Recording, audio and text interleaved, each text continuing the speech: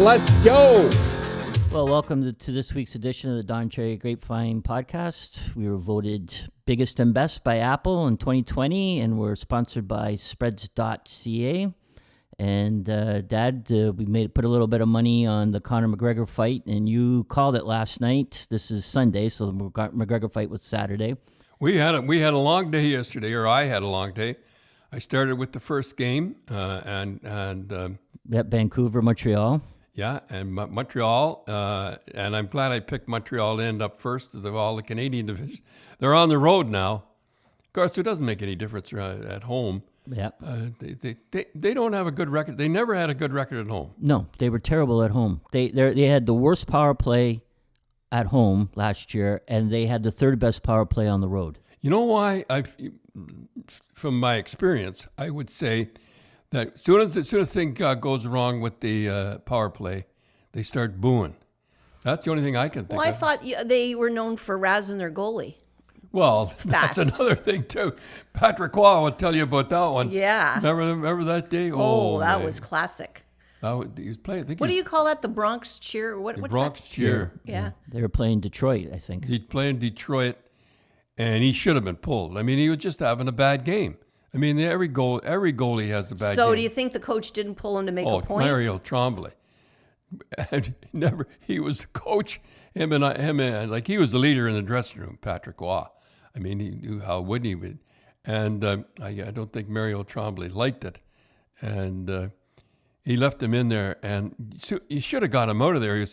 And soon as he put his hands up when the crowd, remember when the crowd cheered when he made him save. And he put his hands up. And he finally had to take him out. I mean, and I knew when he was coming out, he'd never play another game. I knew it because he's a proud guy. And then he got on the bench. Remember, he went right by and he went over. I forget who he went over. Well, there was the owners in the owners first row, right yeah, behind the bench, I wasn't forget there? the guy's name. Was it Jeff Molson? No, I don't think it was one of the Molsons. I think it was the general manager. Anyhow, he went over and he says, "I'll never play another game for the Montreal Canadiens." And then he goes to Colorado. And he wins how many cups he win? 2, anyhow. 2, I think. Yeah. I mean, he was a fantastic goalie. He really was.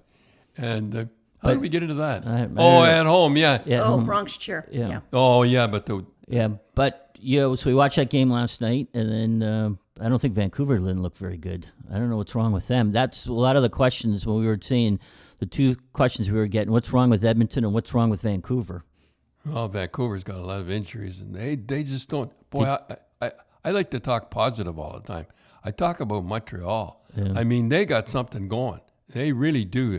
Now, if they can keep, the big thing is they go home, and they've been on the road the whole time, and they go home, they might lose it. They really worked hard, and I have to say about Vancouver that they had the puck every goal. They had the puck and they gave it away. Can't blame Holtby. I thought Holtby played a pretty good game. No, both the goalies. I mean, that game last night, that could have been 7 or 8. Yeah. Montreal could have got. Montreal's got I don't know, they got something going. They're bigger, they're tougher. And Shea Weber, I still think he's the best defenseman in the whole league, as far as I'm concerned. He hits, he really hits, he scores. I mean, he does everything. And then what was Block the next shots. game? What was the next game you watched? No, that was the last game. No, then we watched Winnipeg, Ottawa. And I'd have to say Winnipeg. You talk about a beautiful arena. Yeah. I mean, they put a little thought into it. And they had back of the Winnipeg bench, they have the logo, just monstrous logo. So anyhow, the trade we should talk about is Pierre-Luc Dubois. Is that how you say it? Yep. Yeah. No, he only got 18 goals last year. I know he did pretty good in the playoffs and that, but Pierre-Luc Levine, he is if he thinks, as you said, Tim, if he thinks he's going to an easy place to play. I know. I think he might be jumping from the frying pan into the fire with Tortorella. Well, he benched Max. I mean, if you don't play a guy, Max Domi, if you don't play him, then he's benched. So like one period or like you bench a guy a whole period, you don't get on a period. He's benched no matter what you say. If you think you're going to an easy place with Tortorella, You better put out. But the Dubois, he benched the whole. He benched the whole game. Yeah. The funny thing is with that whole thing though is that you knew that Dubois wanted out of Columbus because of Tortorella, but I never really heard why the guy wanted out of Winnipeg. Yeah, and Winnipeg's great spot. I mean, I used to like going there. I used to go to the Fairmont till they changed their sauna. And well, we filmed the movie, the two movies we had, right, Tim? We went out there and we filmed most of it in Winnipeg. And I was out there too during the production. And you and I loved Winnipeg. Oh, it was beautiful. Yeah. I remember we went through. I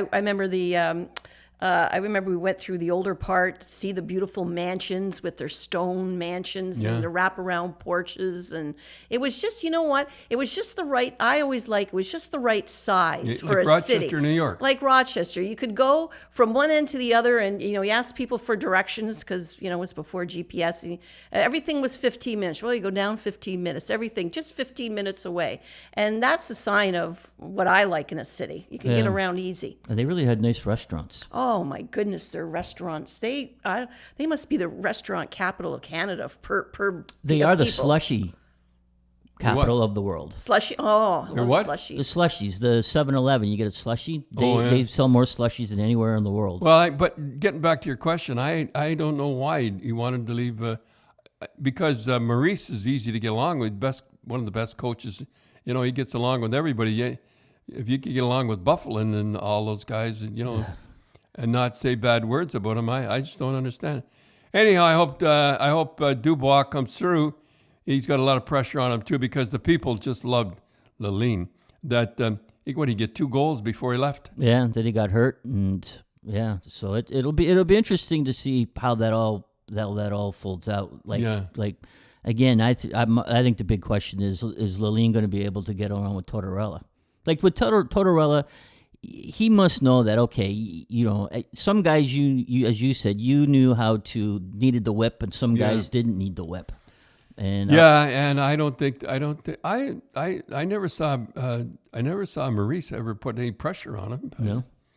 Everybody else seems to play for him and seems to like him. Yeah. Yep. So that was good. And then we watched the Conor McGregor fight, and so we watched McGregor sail into. They were in the Middle East in Abu Dhabi, and he was a big favorite. He was big favorite, and he sailed in with probably a $200 million yacht, and he drove in that Rolls Royce, was probably $1 million car. And Dad goes, I just can't see him being hungry like the other guys from Louisiana, right? And he lost. He just was. He lost the last fights. Now he's the last fight with McGregor, and so you were going, I don't know, and then I said he's not hungry, and I don't care what you say.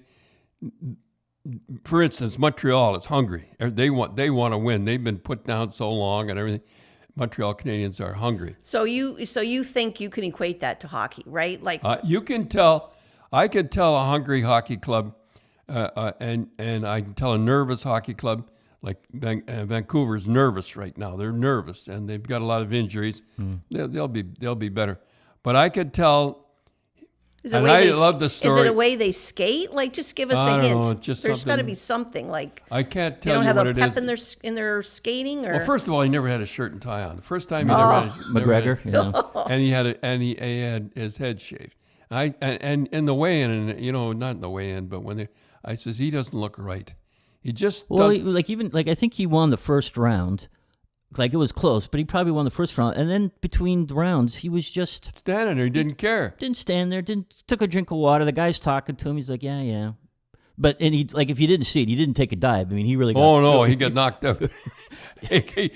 But I could tell he wasn't hungry. And if you're not hungry when you get in that ring, boy, other sports you can float along, but in boxing, you hesitate in that ring, right? You're. I remember reading about Jack Dempsey, who I must tell you the story about Jack Dempsey. But Estelle Taylor was an actress, and he was married to Estelle Taylor, and he lost to Gene Tunney. Gene Tunney couldn't punch his way out of a wet paper bag, and he was a Marine, and I think he was a good fighter, but he wasn't like Jack Dempsey. And she said, Jack, how did you ever lose to a guy like Gene Tunney? And he said, dear, it's tough to run at 5 o'clock in the morning in silk shorts. What he meant was he wasn't hungry. Yeah. Now you had it one time you met him, didn't you, Jack Dempsey? Oh, Jack Dempsey. That was one of your biggest thrills, you said. Oh, I go on about Jack Dempsey. I could go on. Okay, I'll tell you the whole story. They used to have a thing in the Hickok Award. That's what they call it in Rochester. And I remember the whole team went there. They did American Hockey League. We were and we went there, and they had guys like Henny Youngman and Frank Sinatra. I mean, it was big time. It was really so. Joe Crozier, who was the general manager and coach, he was going to speak. But then he got there and he saw all these speakers, and Henny Youngman's the only guy I've ever seen that they were asking for mercy from laughing. We were in another room, and guys were on the table laughing anyhow. So, and all of a sudden, all these big speakers there, and they were Hickok Award. And they give a diamond belt.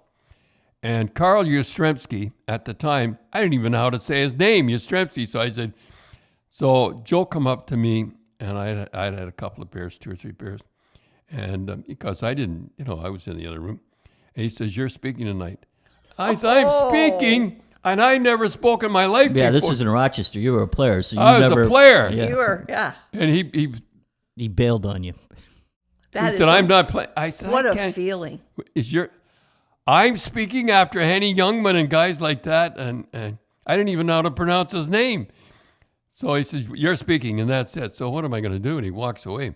So they brought everybody to a green room. All the speakers and great speakers and everybody was up at the bar. I remember at the end, it was a long bar, and I was standing at the end sort of in the dark, the floater of floaters. Nobody even knew who I was or cared. And I'm just standing there looking and petrified. And the back door opened. I heard the back door open, and I thought it was just another guy. And a guy come up and put his hand on my shoulder. It was Jack Dempsey. Oh. Jack Dempsey. You just must have almost fainted. I almost fainted. And I looked right, and he had a black suit on. He had a white shirt and a white tie. And he had black hair that slicked back. It was, it was a style. And he had a great big cigar. He didn't even know what it was.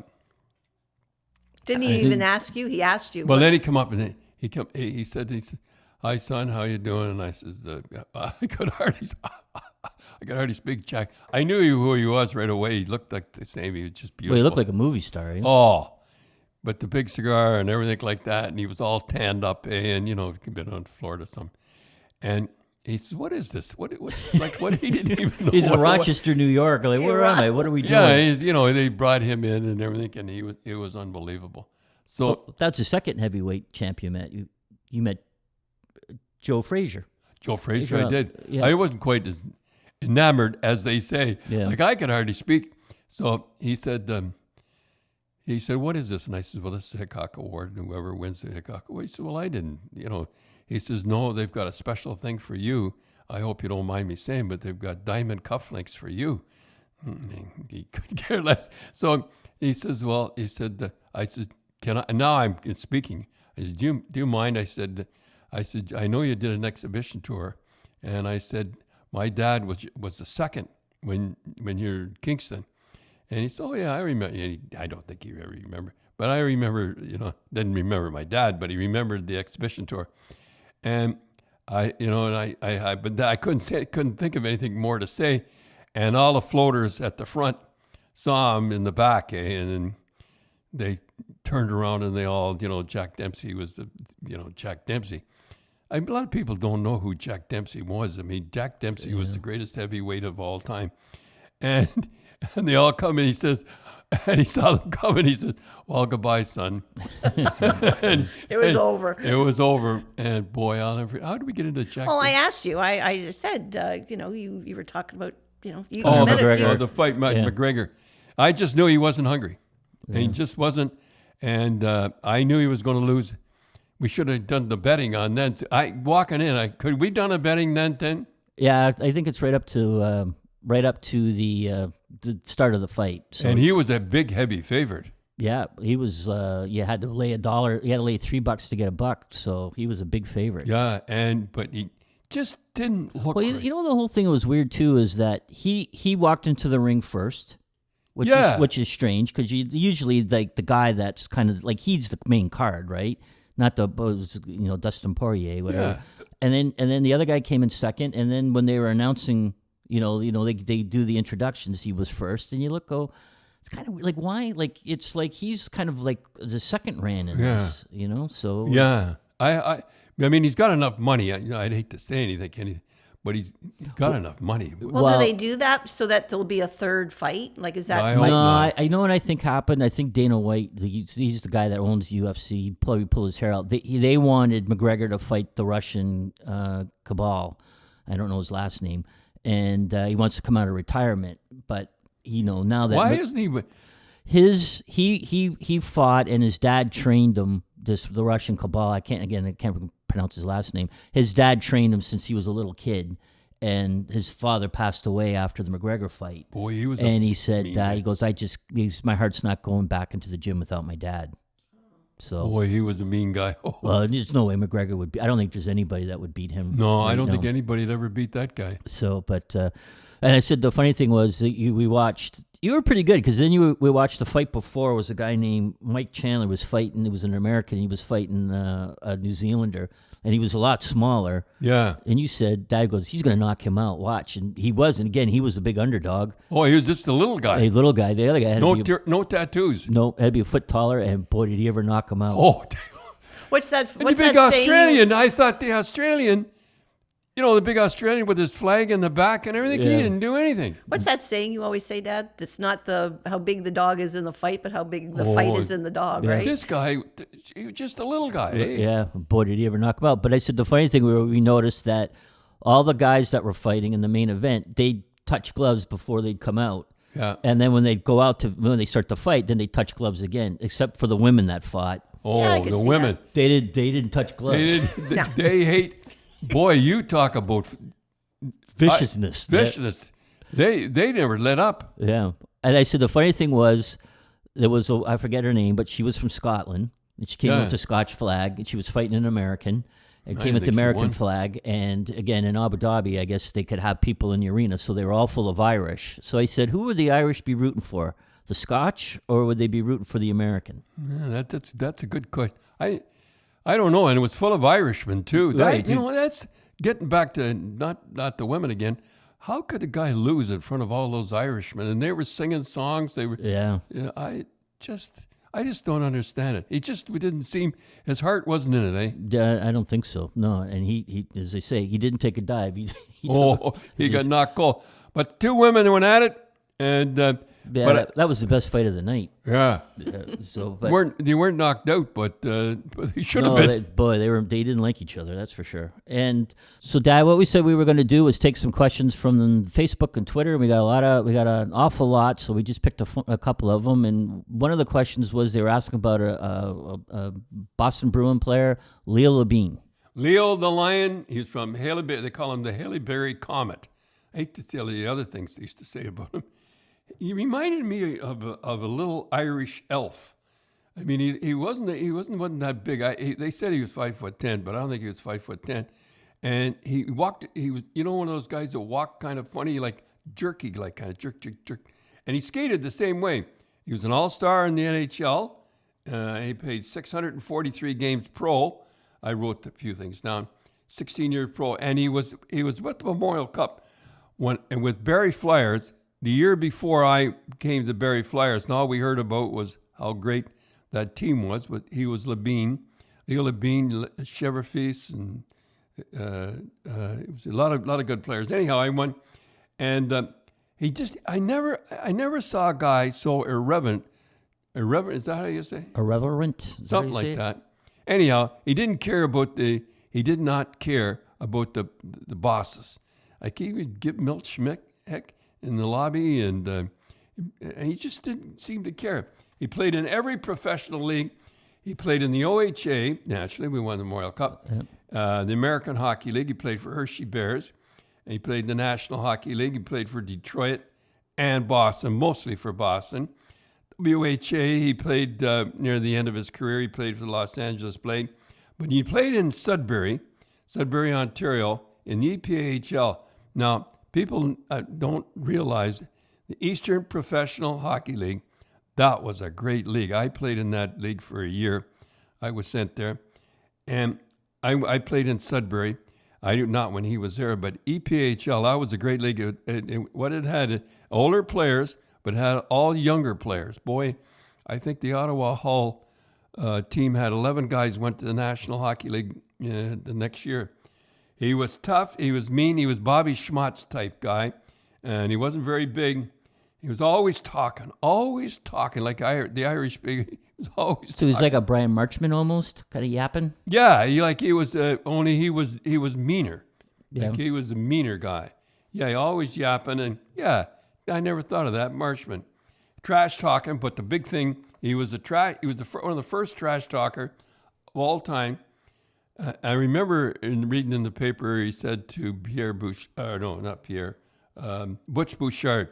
He says, "You got 32 teeth." He says, "You're gonna try for 12." And he was always giving guys heck and everything. He used to say, "Get lost," and he was really something. He was a troublemaker. He was a troublemaker before a troublemaker. He settled in North Bay, and I think it was Carlings O'Creath. He was the representative. But the big thing, he was a hitter. He was really a hitter. And I remember I was playing. I was in the American Hockey League, but I remember the time he hit Rocket Richard. They were in I think the semifinals, and he used to be like Scott Stevens. He'd come behind the defense, and if you cut behind the defense, he'd nail you. And he really hit Rocket, and Rocket hit his head on the ice, and they carried him off, and Rocket's laying all bloody, and he's really cut really bad. And Dick Urban, the coach, said to him, "You okay?" He says, "I'm okay. Let me get back out there." And he scored the overtime goal to win. And there's a great picture, the best picture outside of Bobby Orr flying across the net when he scored. It's a picture of Sugar Jim Henry with two black eyes. He got hit with the puck. He's the goalie for the Bruins. And they're shaking hands. And the Rocket he really looks proud. He's really, with the blood streaming down, and he's got a pat. It's a great picture. So the guy that hit him was Leo Levine. And he says, "I shouldn't have hit him. He got the winner." But he was a tough little guy, Leo Levine, the Haley-Berry Comet, and that's the first question. Yep. Okay, I have another question. This is from Trent, and he wants to know, what was it like? Well, it says here, what was it like playing for Trois Rivières, but we knew it as Three Rivers, Quebec, right? They were the Lions. They were the Lions. Oh, I forgot. Yes. So first of all, what league, was it in? It was in the EPHL. Oh, it was. It wasn't the American. Oh, yeah. Well, no, it was in. And I was sent out by Eddie Shore. And what time of year would it have been? Oh, it was Christmas Eve. Yes. Or around Christmas, anyhow. And I remember I'm going to tell the story again, is Pat Egan was the coach. He was a tough guy. And he really didn't like you. He really didn't like me. A lot of people didn't like me. Yeah, when you come to think of it, yeah, we could premise all like, well, he really didn't like you. I guess they didn't like me in later in life either. A lot of people didn't like me. And I remember we were practicing. I remember and he was a tough guy. And it was a scrimmage. It was like the Black Aces, and I don't know, Brian Kilray. He was there. He was at the Black Ace too, and he come around. And Pat Egan come around with. I remember he had a red and black leather jacket on. So he was sort of scrimmaging with you guys. Yeah, okay. It was like a East-West game or something like that. And he was coming around. And I said, "This is my chance." I mean, imagine. So you were lining up the coach. I must have been nuts. Yep. He didn't like me, and I didn't like it. And he's coming around. Now he's coming around with the puck. Now I'm going to go hit him with the blue line. Remember, about the blue line. He thinks, and I know what he's going to do. I know he's going to jump at the last minute, like Guy LaRusso. So he knew. He knew that I knew, but he didn't know that I knew that he was going to jump. That's right. Yep. Something like that. And he jumped at the last minute, and I just broke my stick. there was splinters. It was the wooden stick, splinters all over the place. So when he jumped, you Yeah, cross-checked. You caught him. Right, because I knew he was going to jump. And down he went, and bugger, he got up again. Though he was a tough guy, I got to admit, he got up, and then Brian Kilray was on the ice too. And Brian, he told me later, "What are you, nuts or something, Brian?" So anyhow, the next day we have a practice, and I remember him coming out of the shower and going into his little room in the back, and he had a white robe on and flip-flops. He used to wear flip-flops all the time. And he came up and he says, "There's something for you, Mr. Cherry." He says, I think you'll enjoy this. Now, in the movie, it showed I got mad, but I didn't get mad. I just read the letter, and it said, "You're going to Three Rivers, Quebec." I had no idea. So anyhow, I just threw the letter up, and that's gone. And I asked Eddie Shore. I don't know I ask him. I think it was Eddie Shore. I said, "Where's Three Rivers, Quebec?" He says, "You go through Connecticut, you go through Vermont, and you hit Canada, you turn right." He didn't care. He didn't care one bit or other. So I went home, and I told Rose, I said, "Rose, we're going." Pack up. Pack up. Oh, yeah. I said, "Rose, we're going to Three Rivers." Three Rivers. She come from Hershey, PA. That was a fair little lovely village and everything. And we're going to Three Rivers, Quebec. And I remember we were packing up, and she had a cardboard box, and we're saving half the ketchup and half the salt, and because we couldn't afford. We couldn't afford. So we got in the car. Imagine going, as we're going to Three Rivers, Quebec. Well, you have to think about it, folks. Just think, Mom and Dad and me, I guess, and all my toys. Oh, you were in the back. We could fit everything that you guys needed into or that you had into a new apartment. You could fit, not in a big SUV, in a car, and away we went. And that's why you had to save what was in the fridge that wouldn't spoil, mustard. And things like that. I always remember in the back when you had that rod. Remember going from the back, the thing? Yeah, and I had clothes on each side. And the clothes. And I used to play, when I had about, 2 feet, a little play area with my dolls, and that was it. And, of course, I was forbidden to say the awful words that all parents hear is, "Are we almost there?" Because I didn't know where we were. There was no point in asking. And so when you think about that, folks, it really is amazing. Mom was, 4 years into her marriage, and off she's going to go back. I wonder if she didn't, we just go take her back, why she didn't want to go back to Hershey. Mm-hmm. And then I'd go on. Because you had to be halfway through the season anyway, right? Probably turn into a... Christmas. You only had till the end of the season, and then you were going to go back. 3 months to go. Yeah. So anyhow, I get there, and I'll never forget, I get lost at night. And as God is my judge, I remember we stopped and get gas about 10:30, and they were going to close it. They were going to close. And we were right in the middle of the French part. I mean, this is really French. This isn't like Montreal. This is right in the... Quebecois, as they say. Whatever. And I don't know. And the car wouldn't start. We got the gas, and it's sitting at the pumps. And I said, "Let's go in," and I went in, and I said, "Okay, let's everybody say a prayer, We'll all say a prayer that the car starts, honest to God." And went out, the car started. So I'm still lost, and it's at night, and somehow or other I got to a ferry, and I knew you had to cross the St. Lawrence River to get to Three Rivers. I knew it was over there somewhere. You knew it was across the river. And I knew you had to take a bridge, and I ended up with a ferry. And I never forgot, I was right beside the ferry captain was in the middle. It wasn't like at the front or something. He was right in the middle. And I was parked, and I heard Dick Irvin and I heard Danny Galvin do the Montreal game. And I said, where did I go wrong? I was supposed to be, in the You were supposed to be there, and you... And here I am in the middle of the St. Lawrence, have no idea where I am, and I got a wife and family. And so anyhow, we finally made, I don't know how we did it, but we finally made Three Rivers, Quebec. Turn right, I guess. And so we go to a motel, and I go to the game. It's an afternoon game, and I had to play. So I said, I'll be back. And so I went, and the guys, come on, you got to stop for one. There's, they After the game. Yeah, after the game. I said, I can't. I got to. Oh, no, I'll stop for one. Well, one or two, and I look at my watch. Holy smokes. So no, I got to go, guys. So I go. And I get back to the hotel, and you've been eating chocolate bars, sort of the thing. Sounds good to me. And the hotel is closed because it's, I don't know. I think it was. I think Mom said it was Sunday. So everything was closed. Yeah. So Mom, you hadn't eaten in like 24 hours or something. Well, nothing to eat. But candy bars. Candy bars. You didn't mind. You were happy. No, I was happy. So I just felt. I mean, Well, you should have. I should have. I should have been smacked. And so anyhow, I knew all the guys were going to Golden Rooster.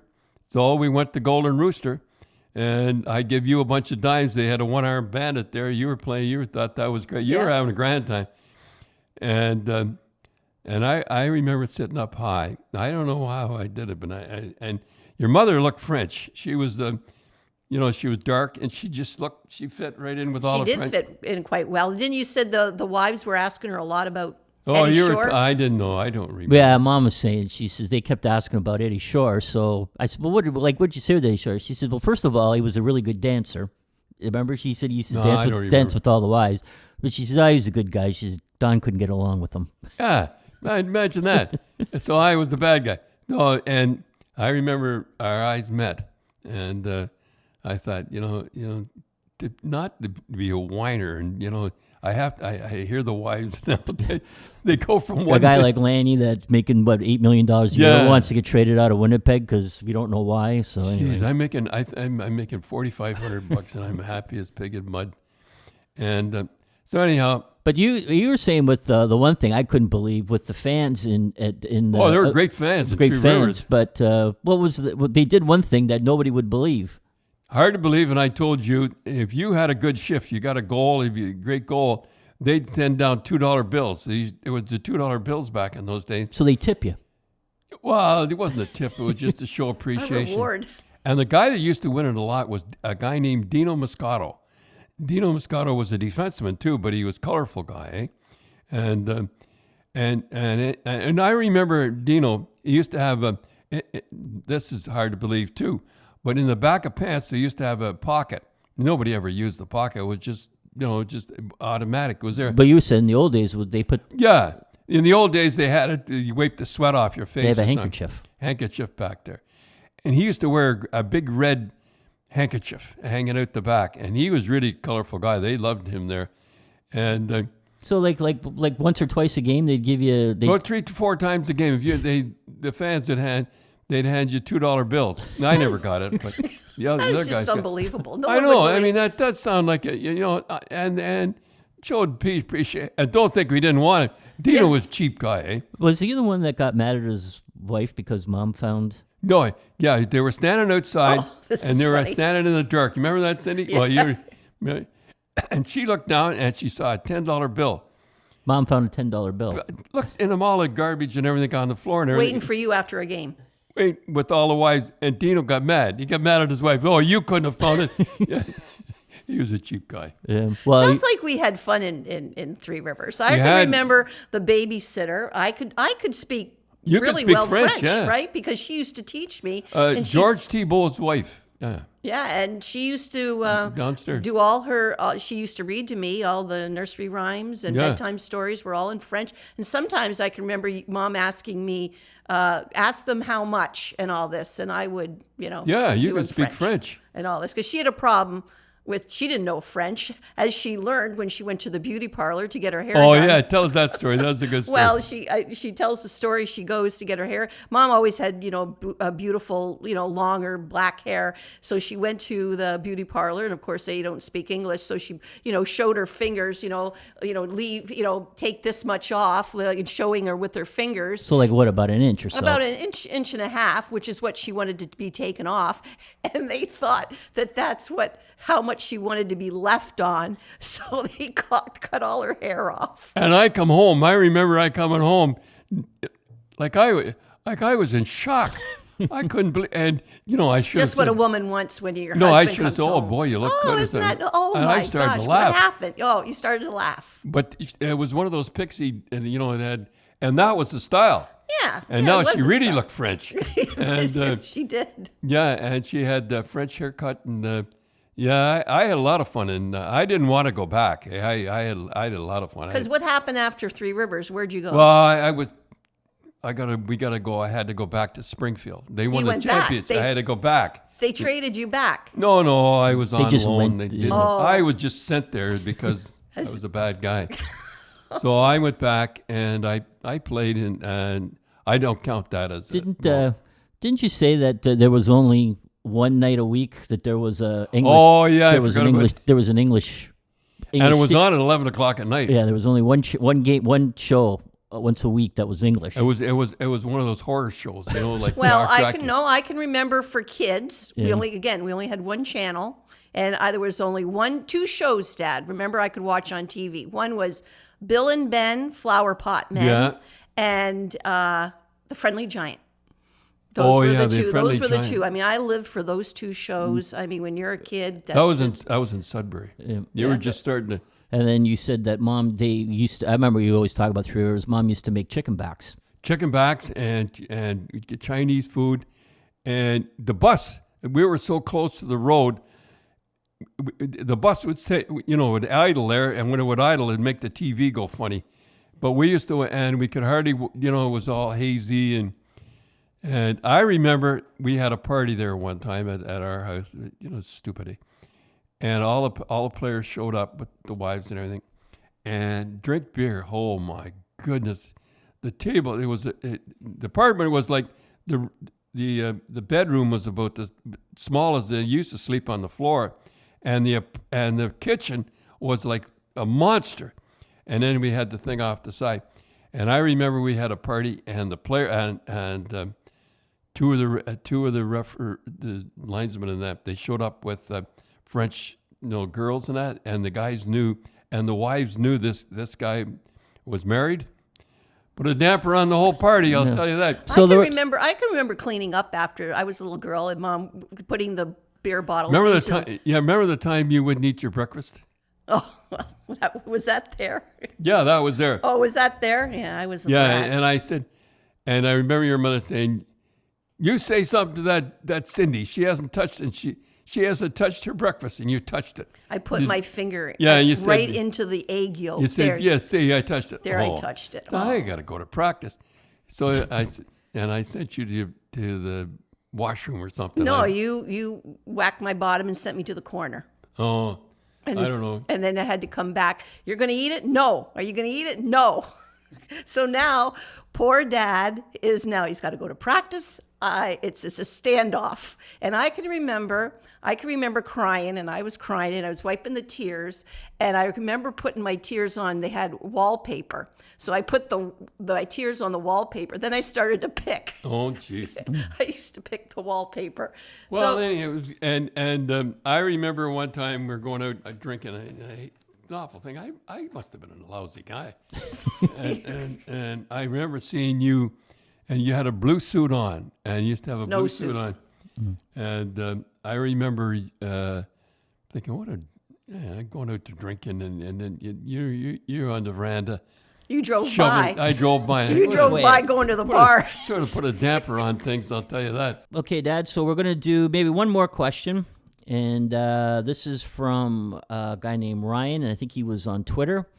It says, if Bobby Orr stayed in Boston in 1976, how does that prolong his career playing with the crew you had, or were his knees not going to allow him to continue to play? Well, Bobby doesn't know this because you don't like to talk about things like that. And I never told this story before, but I would have him, someday we must go into the, how we got traded and everything like that. But I would have him take a regular shift, and then I would have him play the power play, but I would never have him kill penalties because he used to block shots. He wouldn't take it easy on his knees. And boy, I'll tell you, when I had him, I remember the very first game, I remember the first game in Vancouver. We'll go through the whole thing, but I'll remember the very first game. We lost 5-3. I'll never forgot it. And Harry phoned me after the game. He says, So this was after the big trade with Brad there's the Park. big trade, and I'll go through that whole thing, but someday. And Harry, I remember Harry phoned me. I says, Harry, we lost 5-3. Holy, I said, but I saw something magic there. I said, there's something magic. I said, just give it a try. He says, well, you better win the next game. He said, or we'll both be gone. And I think it was California went in. I think we won 9 out of the next 10. I don't think we'd ever lost a game. We would have beat Canadians with it. So what happened was, Park would get on the left side. Park was a right hand. He was a left-hand shot, but he played on the right side all the time. Mm-hmm. And he played on the left side with Bobby. They worked it out. I didn't tell him to do it. They worked it out themselves. And he just feathered that. He feathered that pass over. And Bobby would be waiting there, at the blue line. And he just put, and it would ever go. And I remember Cesar Maniego said it's like having 2 cannons, because Park had a good shot from the point too. And I remember it was so sad. And you're going to say, well, what happened? And I remember the game in New York Rangers. We lost the game, or we won the game. So what am I talking about? And Bobby got 2 goals and assists or something like that. And I remember him walking down that tunnel. Like a ramp, yeah. Yeah, and it had cobblestone rocks on it or something, so the buses could get up. I should have had that bus come up, but the bus never come up. And he got on after the game, and I said, geez, I said, Bobby, you're limping. He says, yeah, I never. And if you've ever had a knee problem, going up, you're all right. Going down, you can't. Walk it down. Yeah, you walk down, and he was never the same. But getting back to the question, how I would have treated him, we would have protected him, first of all, which would have been because, and Bobby doesn't like to hear it, but he used to get whacked pretty good. Yeah, that's one thing too. Like if you watch some of the old clips, Remember get hit it. Like you look at guys like hit them, stick their knee out, and you look and you go like, not too much would happen. Nothing would happen to the guy. Well, look at that hit with Pat Quinn. Well, there was a big brawl after that one. I mean, you can't do that with Pat Quinn. Yeah. But I remember he used to get hit at center ice. He used to get hit, because he did a lot of deacon and dive with our club. And but I know didn't they have tough guys before you? They had one tough guy, Ted Green. He never did anything. Nobody did anything, and I would have protected him. Well, or no, I wouldn't have protected him. I was the bravest guy in the world behind the bench. Yeah, well, because when John Rattel was there, that was the word out. If you touch Rattel, you're dead. Yeah, and the same thing with Orr. He would have taken a regular shift. He would have played the power play. He wouldn't have killed penalties, and we would have protected him. So that's answered the question right there. And he could have played another 2 or 3 years. And well, we told the story too that if you might have been able to get Rod Langway, but you drafted another goalie, and you would have gotten Ray Bourque. So you would have had Park or Langway and Bourque. Even I couldn't have screwed that one up. Okay, folks, that's it for today. We've gone long enough, and there's a lot of stories in there we should have told, but we'll expand, and we're having a lot of fun. And this is a lot. I have a lot of fun doing this. I'll tell you that.